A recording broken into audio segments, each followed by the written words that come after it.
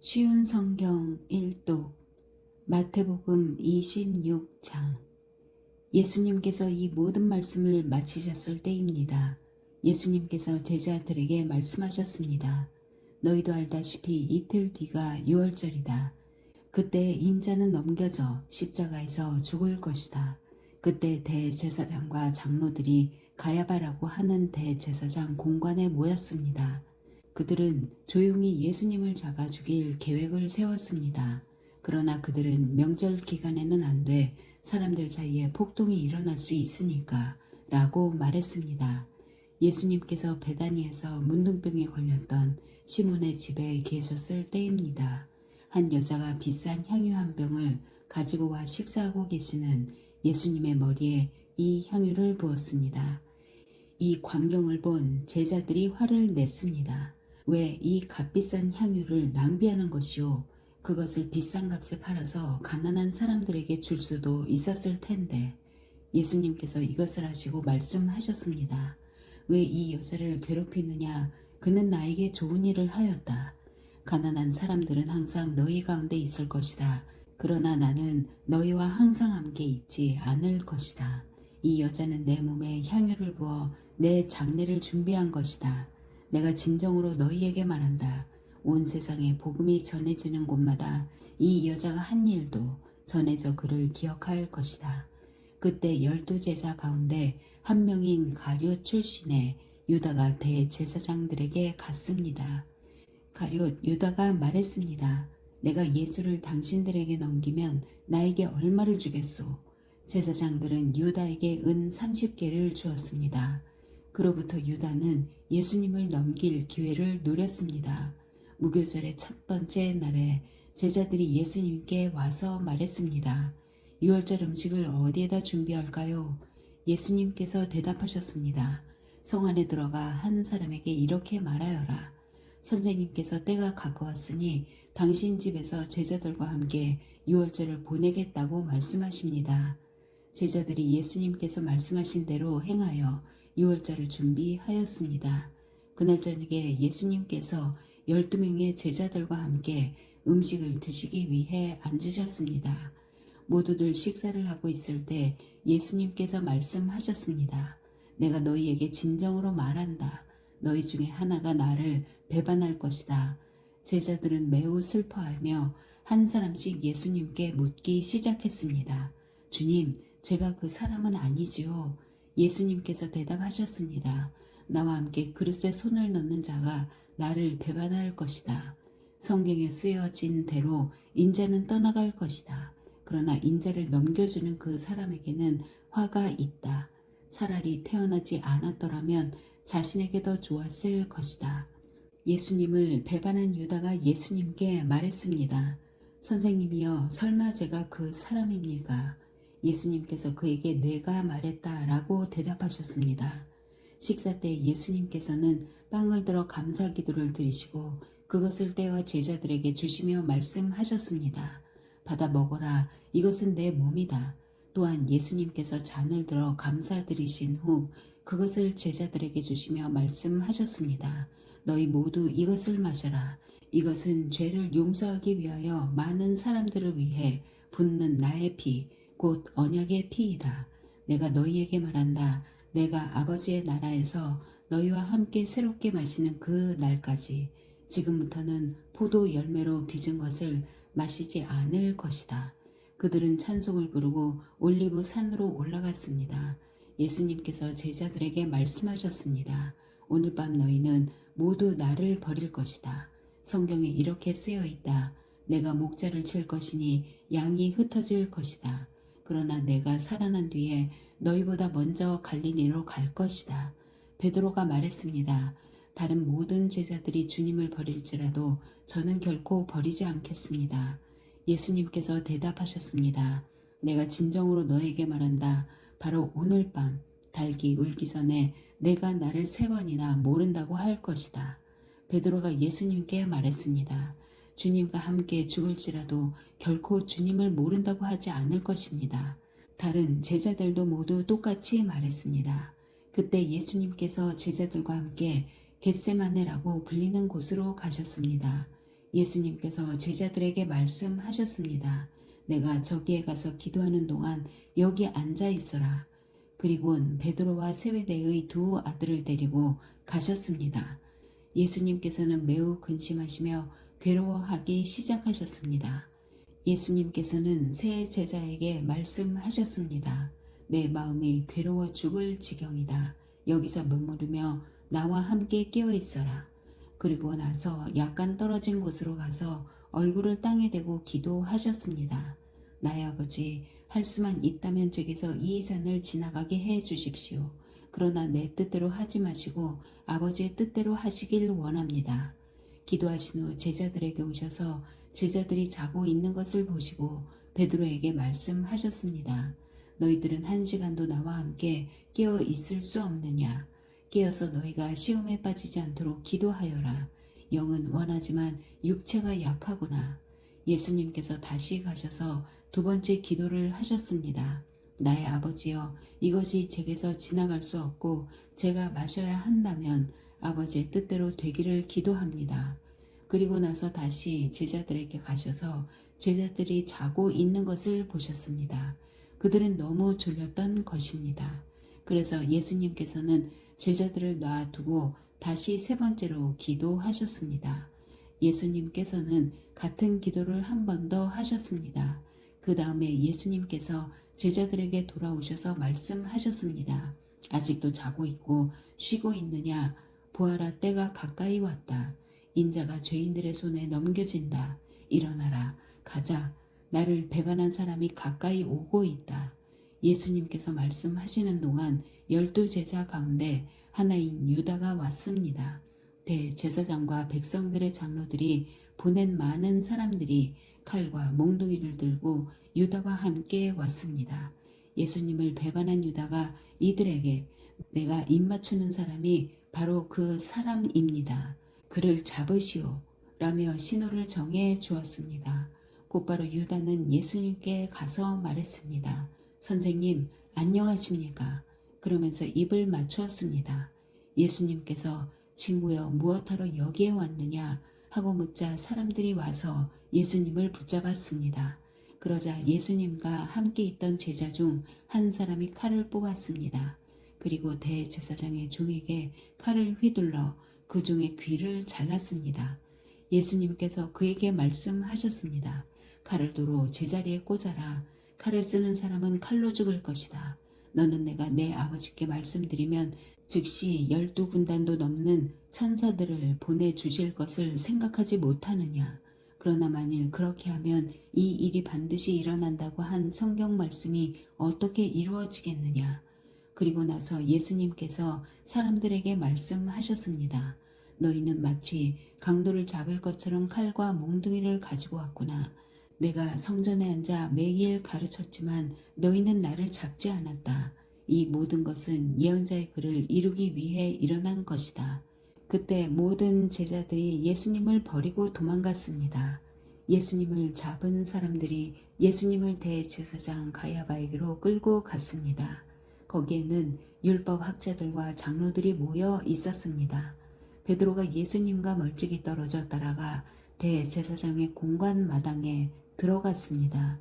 그리고 결과를 보려고 경비원들 틈에 끼어 함께 앉았습니다. 대제사장들과 전체 의원들이 예수님을 죽이기 위해 예수님을 고소할 거짓 증거를 찾으려고 하였습니다. 많은 거짓 증인들이 나왔으나 아무 증거도 얻지 못하던 중 마침내 두 사람이 나왔습니다. 이들은 이 사람이 나는 하나님의 성전을 얼고 그것을 3일 만에 다시 세울 수 있다라고 말했습니다. 라고 증언했습니다. 대제사장이 일어서서 예수님께 물었습니다. 당신은 아무 대답도 하지 않겠소? 이 사람들이 당신에게 불리한 증언을 하는 것에 대한 당신의 답변은 무엇이오? 그러나 예수님께서는 아무것도 말씀하시지 않았습니다. 다시 대제사장이 예수님께 물었습니다. 내가 살아계신 하나님께 맹세하고 당신에게 명령하니 우리에게 말하시오. 당신이 하나님의 아들 그리스도요? 예수님께서 대답하셨습니다. 내가 말했다. 그러나 내가 너희에게 말한다. 이제 이후로 인자가 전능하신 자의 오른쪽에 앉아 있는 것과 하늘 구름을 타고 오는 것을 볼 것이다. 그러자 대제사장이 자기 옷을 찢으며 말했습니다. 이 사람이 하나님을 모독했다. 더 이상 증인이 필요 없다. 여러분 모두가 이 사람이 하나님을 모독하는 것을 들었다. 어떻게 생각하는가?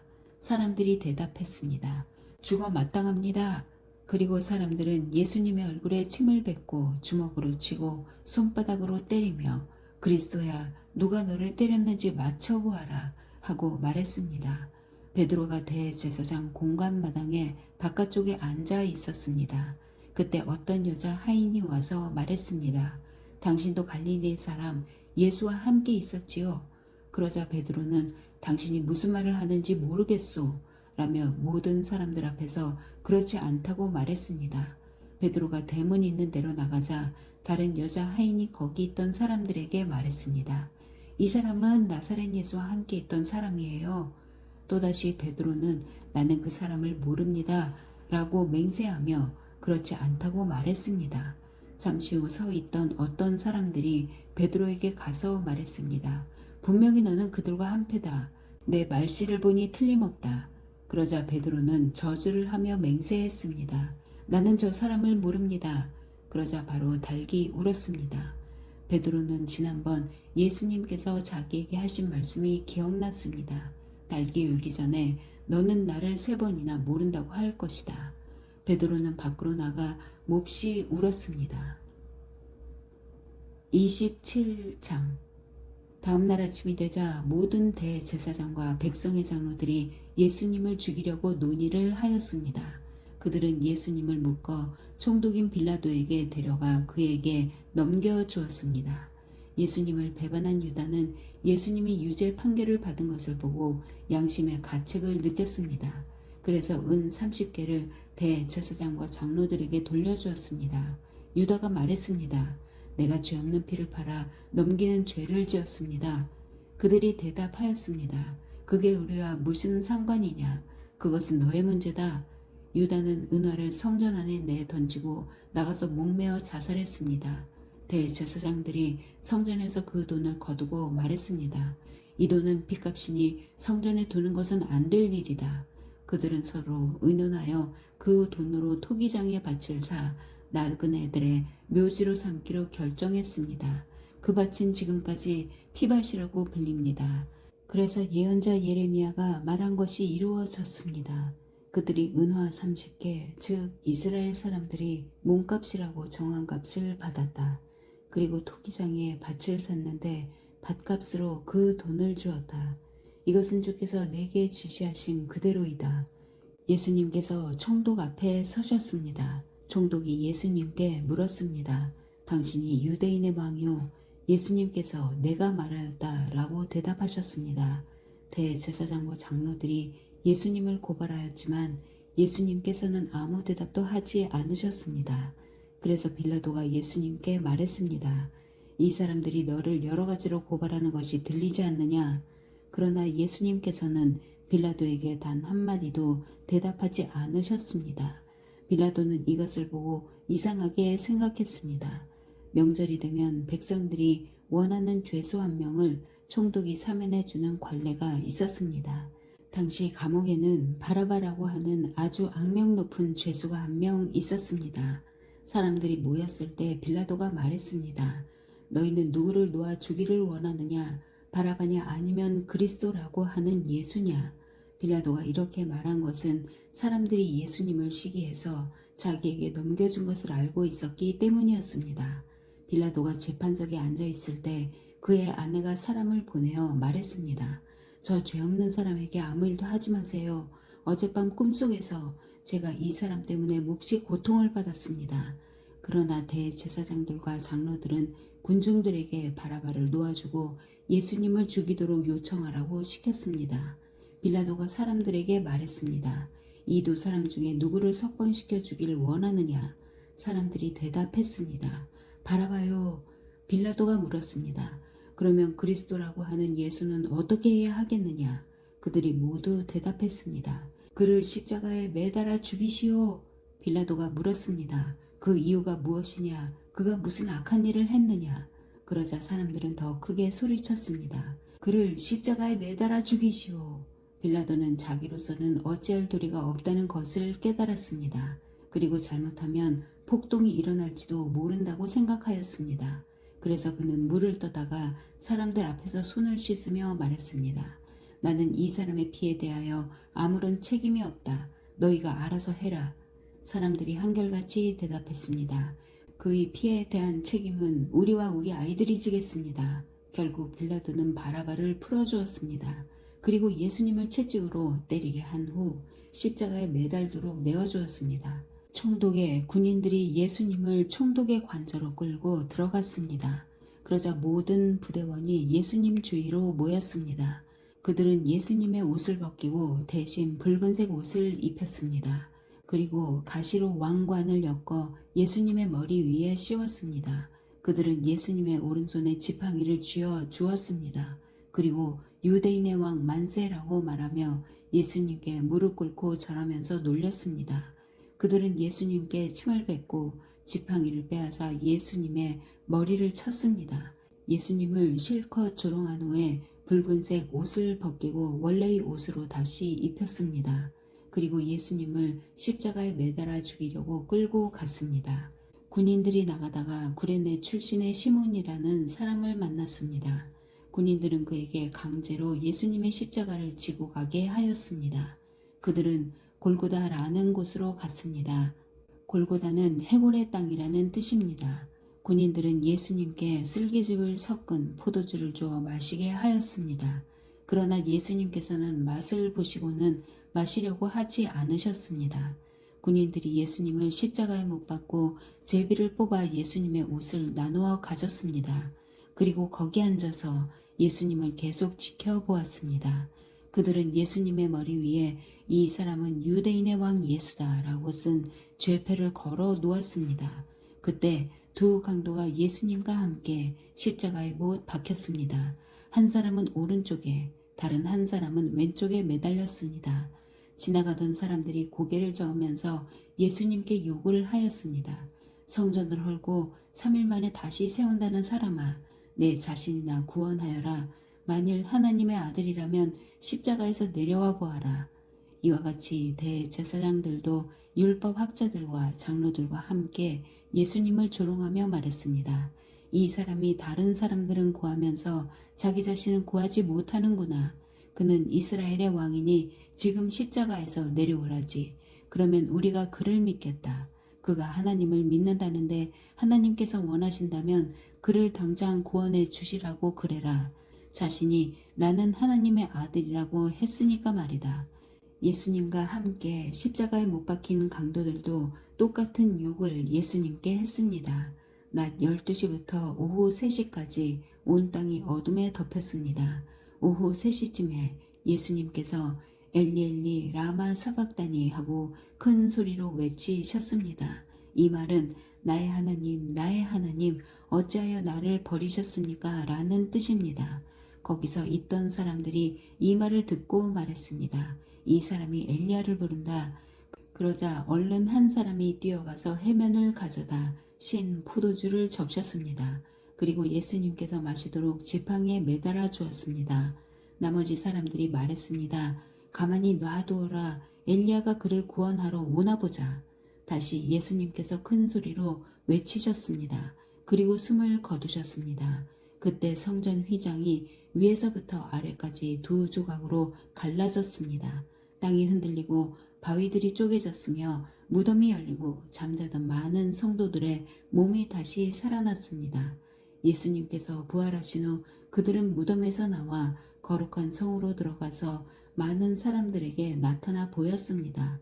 예수님을 지키던 백부장과 병사들이 지진과 일어난 모든 일들을 보고 매우 놀라면서 말했습니다. 이 사람은 정말로 하나님의 아들이었다. 많은 여자들이 멀리 떨어진 곳에서 이를 지켜보고 있었습니다. 이들은 갈릴리에서부터 예수님을 섬기려고 따라온 사람들이었습니다. 그 중에는 막달라 마리아와 야고보와 요셉의 어머니 마리아, 그리고 세베대의 아들들의 어머니가 있었습니다. 그날 저녁에 요셉이라는 아리마대 출신의 한 부자가 왔습니다. 그도 역시 예수님의 제자였습니다. 요셉은 빌라도에게 가서 예수님의 시신을 달라고 요청했습니다. 그러자 빌라도는 요셉에게 넘겨주라고 군인들에게 명령하였습니다. 요셉은 그 시체를 가져다가 깨끗한 천으로 둘렀습니다. 그리고 바위를 뚫어 만든 자신의 새 무덤에 예수님의 시신을 모셨습니다. 그는 큰 돌을 굴려 무덤의 입구를 막고 돌아갔습니다. 막달라 마리아와 다른 마리아가 무덤 맞은편에 앉아 있었습니다. 이튿날 곧 준비일이 지난 후에 대제사장들과 바리새파 사람들이 빌라도에게 왔습니다. 그들은 말했습니다. 각하, 그 거짓말쟁이가 살아있을 때 내가 3일 뒤에 살아날 것이다 라고 한 말이 기억납니다. 그러니 명령을 내리셔서 3일째 되는 날까지 그 무덤을 꼭 지키게 하십시오. 그의 제자들이 와서 시체를 훔쳐간 후 사람들에게 그가 다시 살아났다고 할 수도 있습니다. 그러면 이번 속임수는 처음 것보다 더 나쁜 결과를 가져올 것입니다. 빌라도가 말했습니다. 경비병들을 데리고 가서 당신들이 할 수 있는 대로 무덤을 지키시오. 그렇게 해서 그들은 무덤에 가서 돌을 봉인하고 경비병들을 시켜 입구를 지키게 하였습니다. 28장 안식일 다음 날, 즉 한 주의 첫날 동틀 무렵에 막달라 마리아와 다른 마리아가 무덤을 보러 갔습니다. 그때 강한 지진이 일어나고 하나님의 천사가 하늘에서 내려왔습니다. 그 천사는 돌을 굴려치우고 그 위에 앉았습니다. 그 모습은 번개와 같았고 옷은 눈처럼 희었습니다. 경비병들이 그 천사를 보고 두려워 떨었고 마치 죽은 사람처럼 되었습니다. 천사가 그 여자들에게 말했습니다. 두려워하지 마라. 너희가 십자가에 못 박히신 예수님을 찾고 있다는 것을 알고 있다. 예수님은 여기 계시지 않다. 말씀하신 대로 다시 살아나셨다. 와서 예수님이 누우셨던 곳을 보아라. 그리고 빨리 가서 제자들에게 이렇게 말하여라. 예수님께서 죽음에서 다시 살아나셨습니다. 그리고 먼저 갈릴리로 가셨습니다. 거기서 예수님을 뵐 수 있을 것입니다. 보아라, 이것이 내가 너희에게 전할 말이다. 여자들은 재빨리 무덤을 떠났습니다.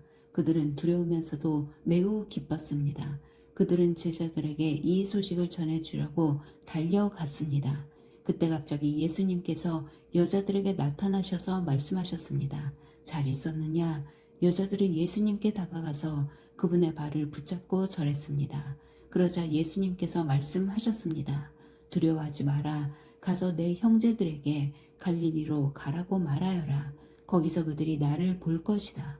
여자들이 가고 있는 동안 몇몇 경비병들도 성으로 들어가 대제사장들에게 일어난 모든 것을 말하였습니다. 대제사장들은 장로들과 함께 모여 의논하였습니다. 이들은 경비병들에게 많은 돈을 주었습니다. 그리고 사람들에게는 밤에 예수의 제자들이 찾아와 우리가 잠든 사이에 그 시체를 훔쳐갔다고 말하여라. 만일 이 이야기가 총독의 귀에 들어가더라도 우리가 잘 말해서 너희들을 구해주겠다라고 말했습니다. 돈을 받은 경비병들은 그들이 시킨 대로 했습니다. 그래서 이런 소문이 유대인들 사이에 널리 퍼지게 되었고 오늘날까지 그렇게들 알고 있습니다. 11명의 제자들이 갈릴리로 가서 예수님께서 지시하신 산에 이르렀습니다. 그들은 예수님을 뵙고 절을 했습니다. 그러나 몇 명은 의심하기도 했습니다. 예수님께서 오셔서 말씀하셨습니다. 하늘과 땅의 모든 권세가 내게 주어졌다. 그러므로 너희는 가서 모든 민족을 제자로 삼아라. 아버지와 아들과 성령의 이름으로 세례를 주어라. 내가 너희에게 말한 모든 것을 지키도록 가르쳐라. 보아라, 내가 너희와 세상 끝날까지 항상 함께 있겠다. 마가복음 1장. 하나님의 아들이신 예수 그리스도의 복음은 이렇게 시작되었습니다. 이사야 예언자의 글에 이렇게 쓰여 있습니다. 보아라, 내가 내 앞에 사자를 보낸다. 그가 내 길을 준비할 것이다. 광야에서 외치는 자의 소리가 들린다. 주님의 길을 준비하여라. 그분의 길을 곧게 펴라. 세례자 요한이 광야에 나타나서 죄의 용서를 위한 회개 세례를 선포하였습니다. 그래서 온 유대 지방 사람들과 예루살렘 사람들이 요한에게 나아갔습니다. 그들은 자신들이 지은 죄를 고백하고 요단강에서 요한에게 세례를 받았습니다. 요한은 낙타털로 만든 옷을 입고 허리에는 가죽띠를 띠고 메뚜기와 들꿀을 먹었습니다. 요한은 사람들에게 이렇게 선포하였습니다. 나보다 더 강하신 분이 내 뒤에 오신다. 나는 그분 앞에 꿇어앉아 그분의 신발끈을 풀기에도 부족하다. 나는 너희에게 물로 세례를 주지만 그분은 너희에게 성령으로 세례를 베푸실 것이다. 그때 예수님께서 갈릴리에 있는 나사렛 마을에서 요단강으로 오셔서 요한에게 세례를 받으셨습니다. 예수님께서 물에서 나오실 때 하늘이 열리는 것을 보셨습니다. 그리고 성령님께서 비둘기처럼 자신에게 내려오는 것을 보셨습니다. 하늘에서 너는 내 사랑하는 아들이다. 내가 너로 말미암아 매우 기쁘다. 라고 말하는 소리가 들렸습니다. 곧 성령님께서는 예수님을 광야로 내보내셨습니다. 예수님께서는 40일 동안 광야에서 사탄에게 시험을 받으셨습니다. 그때 들짐승들과 함께 계셨는데 천사들이 와서 예수님을 돌보아 드렸습니다. 요한이 감옥에 갇힌 뒤 예수님께서는 갈릴리로 가셔서 하나님의 복음을 전하셨습니다. 예수님께서는 때가 되었다. 하나님 나라가 가까이 왔다. 회개하고 복음을 믿어라 하고 말씀하셨습니다. 예수님께서 갈릴리 호숫가를 지나가시다가 시몬과 그의 동생 안드레를 보셨습니다. 그들은 어부였는데 호수에 그물을 던지고 있었습니다. 예수님께서 나를 따르라 내가 너희를 사람을 낚는 어부로 삼겠다 하고 말씀하셨습니다. 그러자 시몬과 안드레는 얼른 그물을 놔두고 예수님을 따랐습니다. 예수님께서 조금 더 가시다가 세베대의 아들 야고보와 그의 동생 요한을 보셨습니다. 그들은 배에서 그물을 깁고 있었습니다. 예수님께서 그들을 부르시자 그들은 아버지 세베대와 일꾼들을 배에 남겨두고 예수님을 따라 나섰습니다. 예수님과 제자들이 가버나움으로 가셨습니다. 안식일에 예수님께서 회당에 들어가셔서 가르치기 시작하셨습니다. 거기에 있는 사람들이 예수님의 가르침을 듣고 놀랐습니다. 그것은 율법 학자들과는 달리 예수님께서는 권위 있는 분처럼 가르치셨기 때문입니다. 회당에 더러운 귀신이 들린 사람이 있었습니다. 그가 소리쳤습니다. 나사렛 예수여, 당신과 우리들이 무슨 상관이 있습니까? 우리를 없애려고 오셨습니까? 나는 당신이 누군지 압니다. 바로 하나님께서 보내신 거룩한 분입니다. 예수님께서 조용히 하고 그 사람에게서 나가거라 하시며 그를 꾸짖었습니다. 그 더러운 귀신이 그 사람에게 발작을 일으켰습니다. 그리고 큰 소리를 지르면서 그 사람에게서 나왔습니다. 사람들은 모두 놀라서 이게 어찌된 일이냐? 이것은 권위가 있는 새로운 교훈이다. 저 사람이 더러운 귀신에게 명령을 하니 그것들이 복종하는구나 라고 하며 자기들끼리 서로 물었습니다. 그래서 예수님에 대한 소문이 갈릴리 모든 곳으로 빠르게 퍼져나갔습니다. 예수님과 제자들이 회당에서 나온 뒤에 곧바로 야고보, 요한과 함께 시몬과 안드레의 집으로 갔습니다. 시몬의 장모가 열이 나서 누워 있었습니다. 사람들이 바로 이 사실을 예수님께 말씀드렸습니다. 예수님께서 시몬의 장모에게로 가서 손을 잡고 일으켜 세우셨습니다. 그러자 바로 열이 내렸습니다. 시몬의 장모는 예수님을 섬겼습니다. 그날 저녁 해가 지자 사람들이 모든 병든 사람과 귀신 들린 사람들을 예수님께 데리고 왔습니다. 온 마을 사람들이 문 앞에 모여들었습니다. 예수님께서는 온갖 환자들을 다 고쳐주셨습니다. 그리고 많은 귀신들을 내쫓으셨습니다. 예수님께서는 귀신들에게 아무런 말도 하지 못하도록 하셨습니다. 그것은 그들이 예수님이 누구신지 알고 있었기 때문이었습니다. 어둠이 채 가시지 않은 아침에 예수님께서 일어나셨습니다. 그리고 조용한 곳으로 가셔서 기도하셨습니다. 시몬과 그의 친구들이 예수님을 찾으러 왔습니다. 그들은 예수님을 찾자 모든 사람들이 선생님을 찾고 있습니다. 라고 말했습니다. 예수님께서 대답하셨습니다. 근처에 있는 다른 마을로 가자. 거기서도 내가 전도할 것이다. 내가 바로 그것을 위해서 왔다. 예수님께서는 갈릴리 모든 곳을 다니셨습니다. 회당에서 말씀을 전하시고 귀신들을 내쫓으셨습니다. 어떤 문둥병 환자가 예수님께 와서 무릎을 꿇고 간청했습니다. 선생님께서 원하시면 저를 깨끗하게 하실 수 있습니다. 예수님께서 그 사람을 불쌍히 보셨습니다. 그래서 손을 내밀어 그를 만지시며 말씀하셨습니다. 내가 원하니 깨끗해져라. 그러자 바로 문둥병이 떠나고 그가 나았습니다. 예수님께서 그에게 단단히 이르시고 보내셨습니다. 아무에게도 이 일을 말하지 마라. 다만 가서 제사장에게 내 몸을 보여줘라. 그리고 내가 깨끗해진 것에 대하여 모세가 명령한 예물을 드려서 사람들 중에서 증거로 삼아라. 그러나 그 사람은 가서 이 사실을 주저하지 않고 말하여 소문을 냈습니다. 그래서 예수님께서는 마을에 드러나게 들어가실 수 없을 정도가 되었습니다. 예수님께서는 사람이 없는 곳에 머무셨습니다. 그래도 사람들은 예수님이 계신 곳이라면 어디든지 상관하지 않고 사방에서 몰려들었습니다. 2장. 며칠 뒤에 예수님께서 가버나움으로 돌아오셨습니다. 예수님께서 집에 계시다는 소문이 퍼졌습니다. 그러자 많은 사람들이 모여들어 가득 찼습니다. 심지어 문 밖에도 서 있을 곳이 없었습니다. 예수님께서 그들에게 말씀하셨습니다. 4명의 사람들이 예수님께 중풍병 환자를 데리고 왔습니다. 이들은 사람들 때문에 예수님께 들어갈 수가 없었습니다. 그래서 예수님이 계신 곳에 지붕을 뜯어냈습니다. 이들은 뚫어낸 구멍으로 중풍병 환자가 누워있는 침상을 아래로 내렸습니다. 예수님께서 이 사람들의 믿음을 보시고 중풍병 환자에게 말씀하셨습니다. 아들아, 내 죄가 용서되었다. 마침 거기에 율법학자 몇 명이 앉아 있었는데 마음속으로 생각했습니다. 어떻게 이 사람이 저런 말을 하는가? 하나님을 모독하고 있구나. 하나님 외에 누가 죄를 용서할 수 있다는 말인가? 예수님께서는 이 율법학자들이 속으로 생각하는 것을 곧 영으로 아셨습니다. 그래서 그들에게 말씀하셨습니다. 어째서 너희가 마음속으로 그런 생각을 하고 있느냐? 이 중풍병 환자에게 내 죄가 용서되었다라고 말하는 것과 일어나서 침상을 가지고 걸어라 하고 말하는 것 중에 어느 것이 더 쉽겠느냐?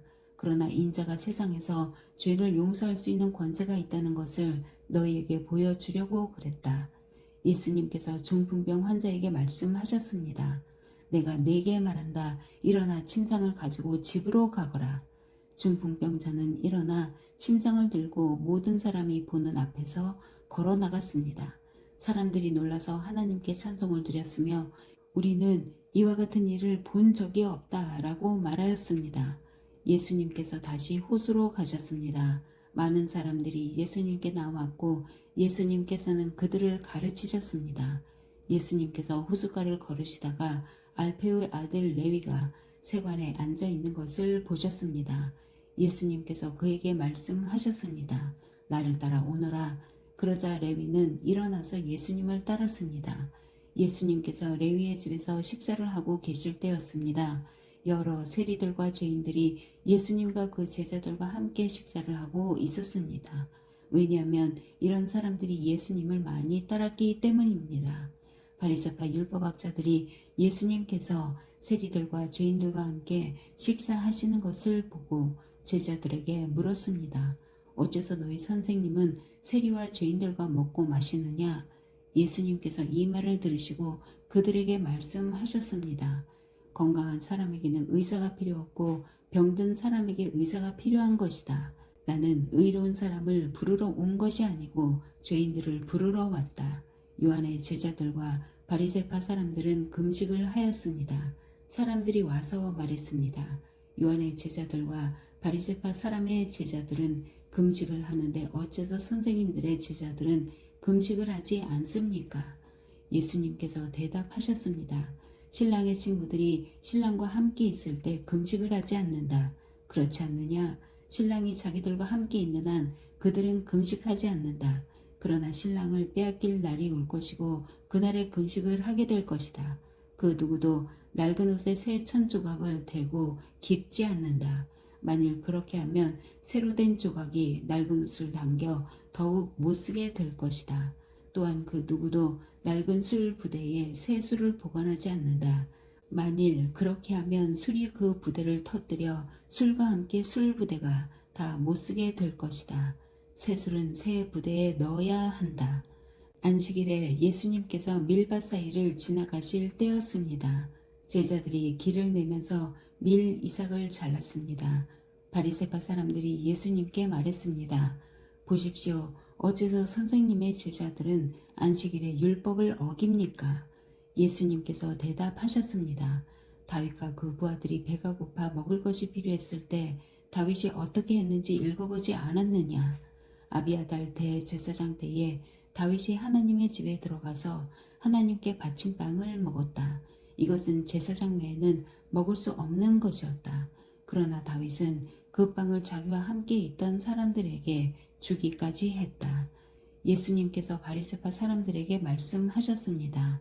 안식일은 사람을 위해 생긴 것이지 사람이 안식일을 위해 생긴 것이 아니다.